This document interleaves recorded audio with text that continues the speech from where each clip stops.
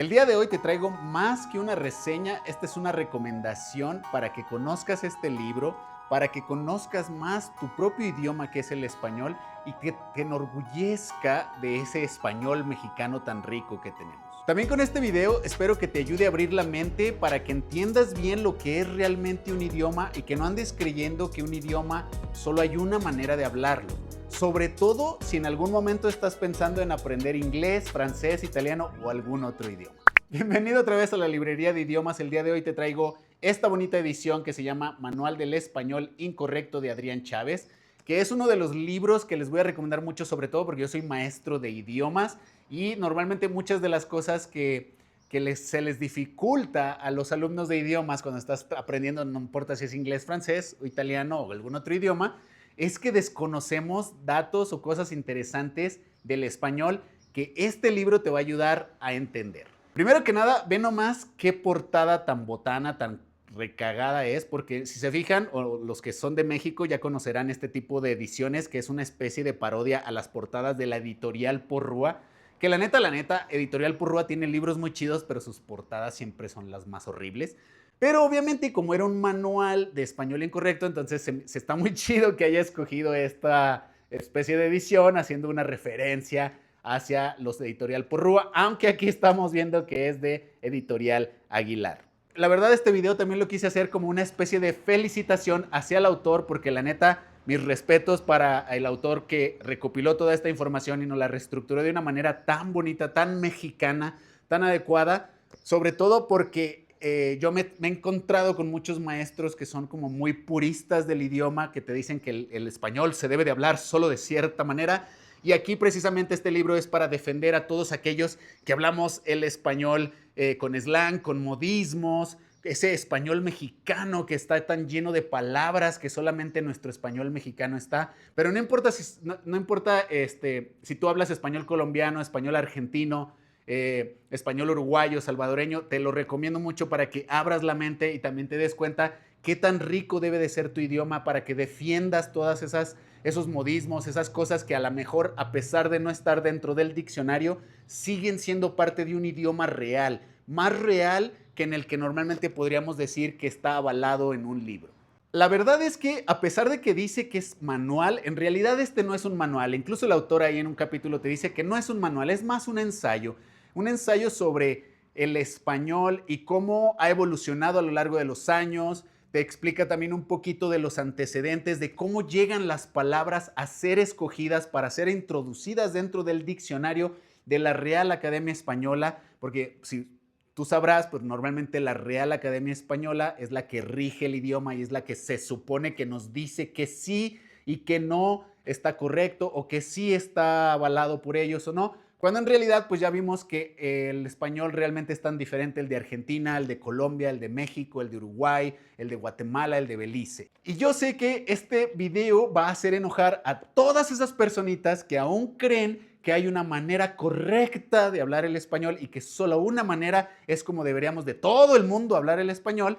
Pero la verdad, yo creo que a muchos de ustedes, si eres como yo y te gusta el slang, edad que sí, me cae que sí, a huevo, pues entonces te va a encantar este libro. Y la verdad es que a mí me llegó por una recomendación de una alumnita, una de mis alumnitas de inglés. Cuando estaba enseñándole cosas del inglés, le explicaba que en español a veces hacemos cosas que no son gramaticalmente correctas, pero que en realidad en México en el día a día las hacemos. Ella se acordó de este libro y me preguntó si ya lo había leído y le dije no. Entonces fue en la manera en la que yo empecé a conocer a este manual del español incorrecto y la verdad me enamoré de él y por eso ahorita vengo a recomendártelo y espero que todo lo que te voy a comentar ahorita en este libro te haga en algún momento comprarlo, leerlo y sea parte de tu biblioteca. Lo primero que voy a explicarte es que aquí de repente va a inventar a dos personajes o de repente te nombra a dos personajes el autor y uno de ellos es Don Hispanio Correctillo, que básicamente es un nombre inventado para dirigirse a las personas, al maestro de español que siempre te corregía y que te decía que la ortografía y la gramática y bla, bla, bla, y que defienden a muerte el español. Y la otra viene siendo doña Norma de la Academia, que pues, básicamente está basada en otra de las maestras que todos hemos tenido del español, que defienden a capa y espada que solamente lo que dice la RAE o solamente lo que dice la Academia es lo que está aprobado y avalado y todo lo demás está descartado. Entonces, precisamente durante todo el libro te va a debatir las ideas que normalmente te dicen este tipo de personajillos, que normalmente siempre te dicen que no se debe hacer esto por esto, no se debe hacer esto por lo otro, y precisamente cada uno de los capítulos tiene un nombre específico dirigido a debatir una de esas ideas o una de esas posturas. Entonces vamos a comenzar con el capítulo 1, y el capítulo 1 se llama Está mal porque así no se dice. Y básicamente todos creen que debe de haber un correcto y un incorrecto. Y en realidad, también aquí Cínica una vez me corrigió a mí porque yo era de esos, yo era de los que decía de que había el idioma correcto y el idioma incorrecto. Y fue ella la que me hizo entender y me dijo, si todos en el país hablamos de cierta manera y todos lo decimos así, ¿por qué dices que es incorrecto, no? Entonces me dijo, deja de decir que es correcto e incorrecto y empieza a llamarlo formal o informal. Empezando por este primer capítulo, aquí nos habla de aquellas palabras que normalmente vienen de otros idiomas. Y es que no me dejarás mentir, ¿cuántas personas ahorita has conocido que se quejan porque ya empezamos a usar palabras del inglés como el streaming, como el Spotify, como el YouTube, como el influencer, ¿no? Y te dicen, no andes usando palabras de anglosajonas, ¿no? Cuando tenemos unas en español. Y dices, sí, y me cagan esas personas, ¿saben por qué? Porque sí se quejan de las que vienen del inglés, pero no se quejan de las que vienen de, por ejemplo, de los árabes, o no se quejan de las que vienen de Italia, ¿verdad? O no se andan quejando de las que sacamos de Francia, o no se andan quejando de las que sacamos de Alemania. Y ahorita les voy a dar un poquito algunos ejemplos de cuáles palabras son de las que les estoy hablando. De hecho, aquí tengo mis anotaciones, ¿se fijan? Ahí tengo unos post-its, porque a mí no me gusta rayar los libros. Pero, por ejemplo, ustedes sabían que las palabras amateur, filete, beige, menú, buró, champaña, hotel son del francés. O, por ejemplo, que usamos el chao, capo, barista, alarma, balcón, ópera, que vienen del italiano. O, por ejemplo, aquellas que vienen del alemán, como blanco, bosque, guerra, tapa, vals, embajada, brindis. Ahí no andan las personas quejándose, ¿verdad? No uses brindis porque viene de Alemania y todo eso, pero sí se andan quejando porque las que usamos que vienen de Estados Unidos, ¿no? Y la verdad es que yo sí las uso porque hay palabras que aunque pudieras encontrarla adecuada en el español, pues no se siente lo mismo. Por ejemplo, una de esas palabras es streaming.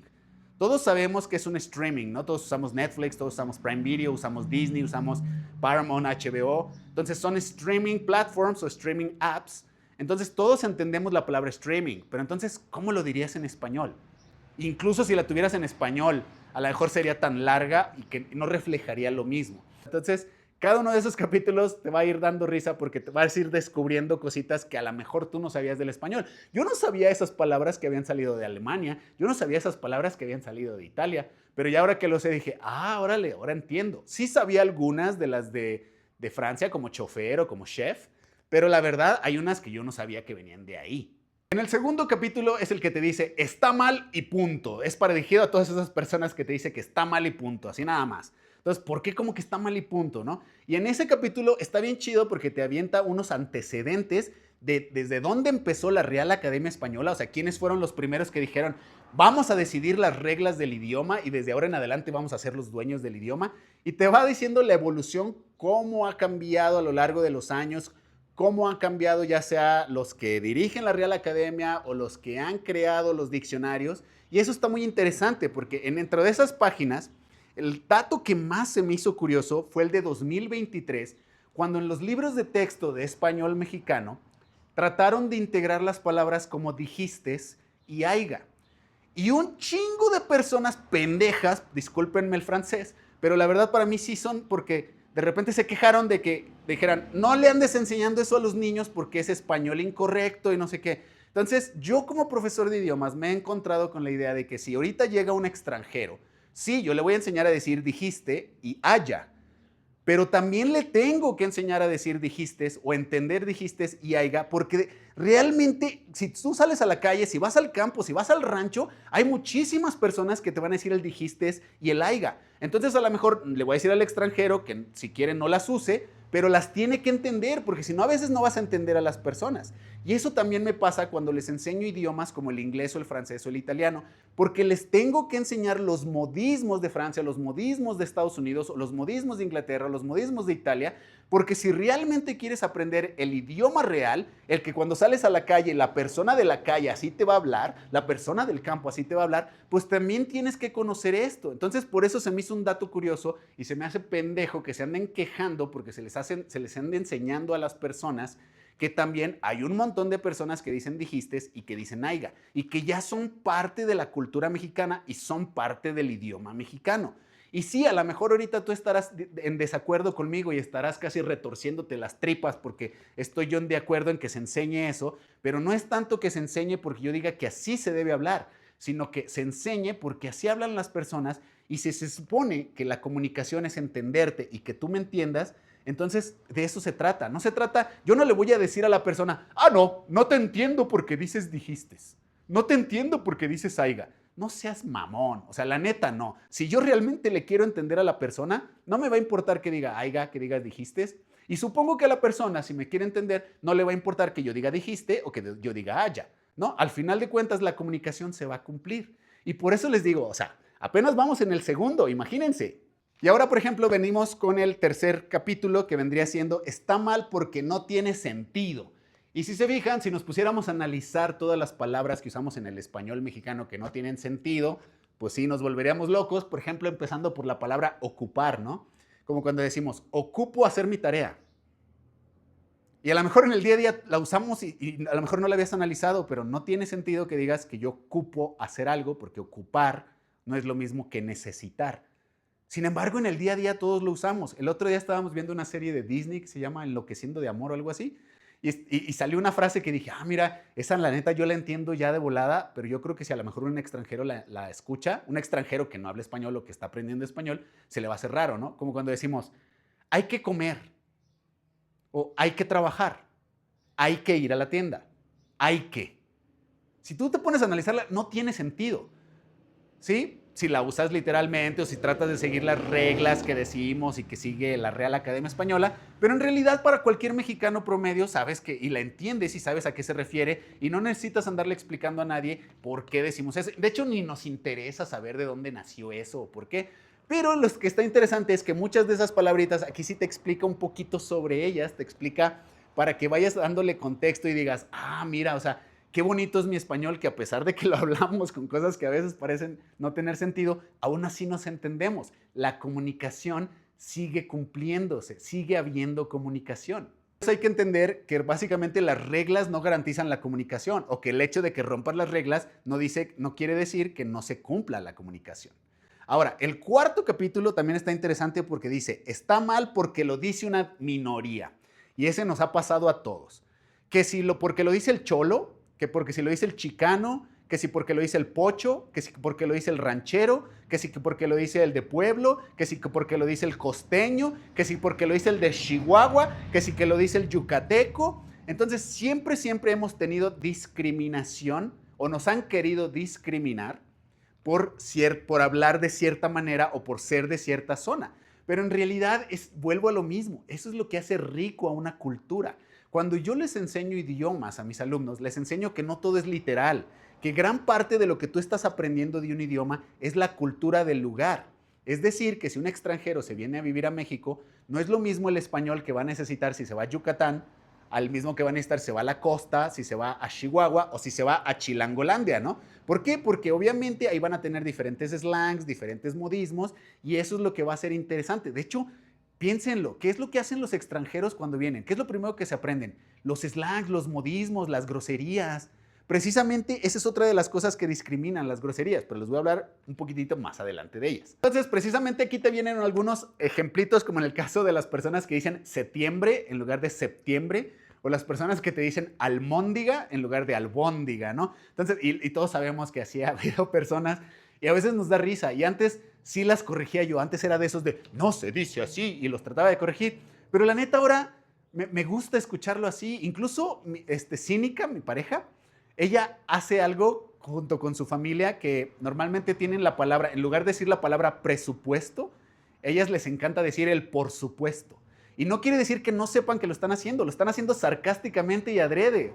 Y saben que se debe decir presupuesto, pero me encanta como cada vez que les toca usar esa palabra, les encanta usar el por supuesto. Y lo hacen riéndose, porque saben que está cagado usar este tipo de palabras y son cosas que a veces nos pasa a todos. Entonces vuelvo a lo mismo. En lugar de avergonzarte de tu español, tú debes de enorgullecerte y darte cuenta de que tienes un acento tan bonito, ya sea el acento de campo, el acento de ciudad, el acento de la costa. El siguiente punto es el que más me cae gordo y es en el que todos dicen que está mal porque lo dice la academia, la RAE, la Real Academia Española. ¿Y saben por qué me cae regordo ese punto? Porque la Real Academia Española obviamente se basa en España. Entonces imagínense que los españoles solo son 9% de todas las personas que hablamos el español. De todas las personas que hablamos el español, solo 9% son de España. Entonces, ¿cómo me vienes a decir que tú eres el dueño del idioma cuando solo eres el 9% de la población? No estoy en contra de los españoles ni de España, pero realmente, yo quiero creer que pues, no son los dueños del idioma. A lo mejor ustedes fueron los primeros que lo hablaron y a lo mejor sí, ustedes vinieron a México, vinieron a Latinoamérica y por eso es que aprendimos el español. Pero pues la neta, pues ya les agradecemos mucho, pero hasta ahí, ya lo tenemos nosotros. Por eso yo cuando hablo con las personas o con mis alumnos, yo les digo español mexicano. Y me han llegado comentarios en el canal de que por qué español mexicano y por qué no sé qué. Y sí, la neta sí, hay español mexicano, hay español colombiano, hay español argentino, hay español cubano y la neta cada uno es diferente y es tan rico en su cultura, en sus modismos, en su vocabulario, en su acento tan bonito. Entonces no dejes que te hagan sentir mal, no dejes que te discriminen, no dejes que esas personas te hagan creer que no estás hablando un idioma bonito, ¿sí? Por eso precisamente ese capítulo es el que más me cae gordo, porque las personas siguen creyendo que solo la RAE es la única que puede decirte cómo hablar y cómo no hablar. Y la neta, ya estando en 2026, no podemos estar pensando que va a llegar alguien a decirme cómo hablar mi idioma. El número 6 está divertido porque es el que te dice, está mal porque se oye mal, ¿no? Y aquí es donde les hablaba que entran las groserías. Sí, yo también de niñito empecé a usar las groserías porque para usar las groserías se requiere de creatividad. Entonces el niñito es creativo, el niñito le gusta ser creativo. Entonces a veces como adultos los censuramos porque se oye mal. No, te oyes feo, ¿no? Entonces pues sí, a veces sí se oye feo que un niñito ande diciendo palabrotas, ¿no? De hecho yo agradezco que mi señora, que mi pareja no use palabrotas porque la verdad sí, se oirá medio feo, pero la verdad en las mujeres como que no me agrada tanto cómo se oyen las palabrotas a como a veces la decimos los hombres. Y también el chiste es aprender a usar las palabrotas o las groserías en contextos. Es decir, yo nunca las usaría hablando a lo mejor con mi jefe en una especie de ambiente laboral, ¿no? O a lo mejor no las usaría hablando frente a mis alumnos. A veces se me salen, pero es para probar un punto y precisamente aquí es el punto donde ellos te dicen, ahí te ponen cómo las groserías denotan un poco de honestidad. Es decir, que las personas que de repente usan mucho las groserías son aquellas que tienden a ser más honestas. Cuando tú oyes que una persona usa groserías, a veces tiende a ser más honesta que una persona que se autocensura, que cuida tanto lo que dice que realmente lo piensa 2 o 3 veces antes de decírtelo. En cambio, cuando una persona suelta las groserías, regularmente es más directo, es más real, más honesto. Pero pues aquí obviamente no solamente se refiere a las groserías, también te habla de las muletillas. ¿Cuántos no hemos tenido profesores de idiomas que te cagan y te recagan y te regañan porque haces muletillas como el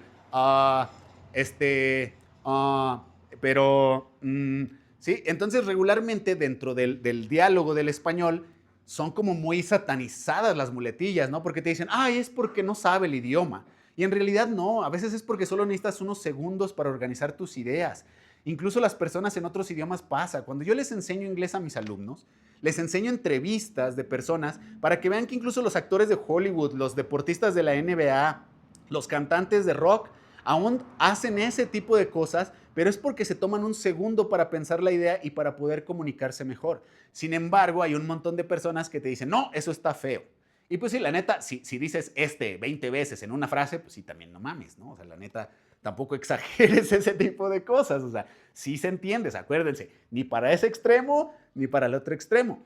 Pero una de las cosas que han demostrado, y aquí te habla en el libro, es un estudio que hicieron sobre las muletillas y encontraron un beneficio mnemotécnico que precisamente dicen que ayuda a la memoria. Entonces, de ahora en adelante, ve cómo realmente hay ciertos mitos sobre el idioma que hemos ido derrumbando poquito a poquito con solo darte una probadita de cada capítulo, porque estoy tratando de no spoilearte el libro, porque pues el chiste es invitarte a que lo leas y que tú realmente desarrolles tu propia perspectiva, tu propia opinión sobre el idioma. Este también está divertido porque es el que dice, está mal porque así lo hablamos otros, ¿no? ¿Y a qué se refiere este? Este se refiere mucho, por ejemplo, a las abuelitas. A las abuelitas que se quejan como ahorita los nuevos, los chavitos, los jóvenes, los niños, cambian las cosas del idioma, ¿no? O sea, a mí todavía me sorprendió, todavía me acuerdo la primera vez que llegó mi sobrinito y me dice, oye tío, eres un crack. Y yo, ¿qué es un crack? ¿No? Y luego ya después me explica mi sobrinito y digo, órale, ¿no? O sea, órale, yo diría, eres chingón o eres chido, ¿no? Y entonces realmente es precisamente eso. Ni modo que yo le diga a mi sobrinito, no, estás usando mal el español porque decimos chido. O sea, nada más porque yo digo chido, o sea, está chido. Más bien, si yo le quiero entender y yo quiero darme a entender con mi sobrinito, entonces la próxima vez que yo le quiera decir, ¿sabes qué? Michael Jordan era un crack. ¿Sí me explico? O Pelé era un crack, o Hugo Sánchez era un crack. Y entonces eso va a hacer que mi sobrinito me entienda muchísimo mejor con respecto a lo que le estoy hablando del idioma, en lugar de yo censurarlo para hacer lo que use el idioma como lo usaba yo antes. También precisamente en este capítulo te habla de cómo muchas personas dicen que son los jóvenes los que están arruinando el idioma, porque por ejemplo, no sé si recordarán, pero cuando iniciaron lo de los celulares, empezaron a modificar el idioma porque los mensajes pues eran caros.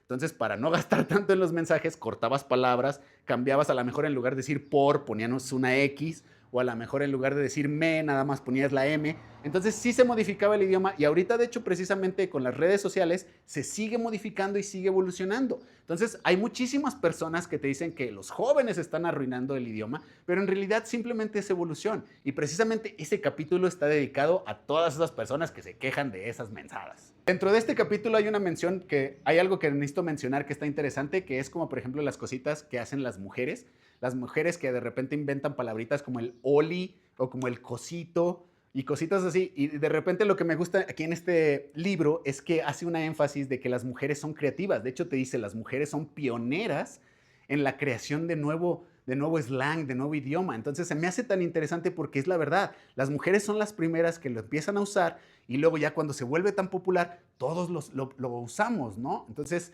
se vuelve una evolución del idioma y les digo que precisamente por eso es que no podemos seguir pensando en que solo hay una manera correcta o un español correcto. El penúltimo capítulo, que es donde te dicen que el español está en peligro, y realmente no está en peligro, porque si lo analizamos bien, y eso es lo que menciona mucho en el libro, es que gracias a las redes sociales hay muchísima más información ya sobre el español, ya sabes, datos de ortografía, hay tantos memes, hay tantos posts donde te explican datos del español que a lo mejor antes no sabíamos, que antes no estaban tan disponibles o que solamente estaban en los libros aburridos de gramática que todos llegamos a tener en la escuela y que todos llegamos a detestar. Me da mucha risa porque, por ejemplo, yo crecí entre los 90s y de repente cuando yo estaba pequeño yo me acuerdo mucho que en el español habían los albures. Pero yo nunca me acuerdo que se hayan quejado que los albures iban a destruir el idioma. Era algo divertido que de hecho desde niñitos lo aprendías. De hecho, cualquier mexicano debía de saber alburear, ¿verdad? Yo creo que ahorita ya las generaciones de ahorita no tienen ni idea de lo que es un albur. Y qué bueno, porque la neta ya después de un rato ya se choteó y ya no está tan divertido. Ya se oye así como más vulgar que nada. Antes era divertido, ya no está tanto. Pero yo creo que si tienes un abuelito de esos de los 80s, 90s, yo creo que si le dices, enséñame a alburear, todavía se acuerda de todas las albureadas. Y es una manera de un juego de palabras, pero del español mexicano.